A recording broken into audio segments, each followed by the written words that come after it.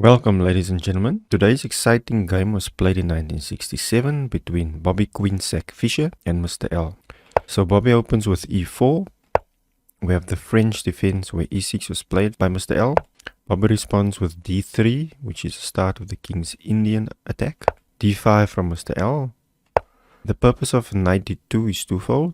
One, to later move over to the king side, and two, to avoid a queen trade. For example, if you played knight f3, they get takes and takes, queens exchanged, and an uncomfortable position for white where the king is in the center. So knight d2 is important. The bar slightly in black's favor here. Another line could be knight c3 takes. So this would also work to avoid the queen trade. But going back, we had knight d2, knight f6. g3 is part of the standard setup, opening space for the bishop to fianchetto and castling to the king side.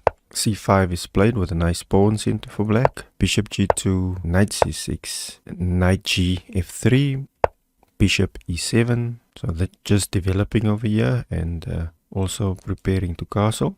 Castles and castles, and we have e5 pawn push from Bobby. So a pro tip here is to generally play this move to close the position and to attack on the king side.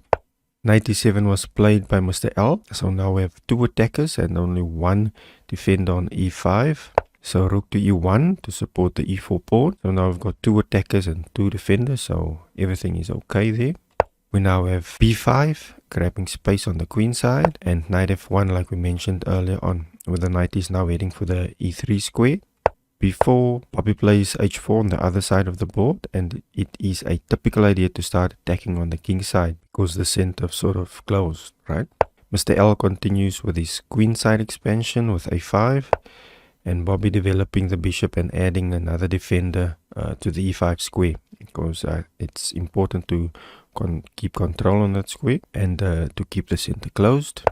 We have a4, and the next move is important for white. a3 is the best move, but if you play something like knight e3 and then black just closes the queen side, and you can see the bars leaning towards black side. If you played something like knight h2 for instance to jump over to that side, black just continues and you're slightly worse off. So a3 best move, takes and takes, and the game goes on. Knight to a5, knight e3, bishop a6, knight h3, and d4, attacking the knight there. Knight goes to f1, got knight to b6, knight g5, so centralizing the knight. Knight d5, bishop d2, takes and takes, queen d7, queen h5, rook fc8, and knight d2. Ladies and gentlemen, we get our first blunder of the game. Mr. L thought it was a good move to put the knight on an outpost. However, he is relinquishing control of the f6 square.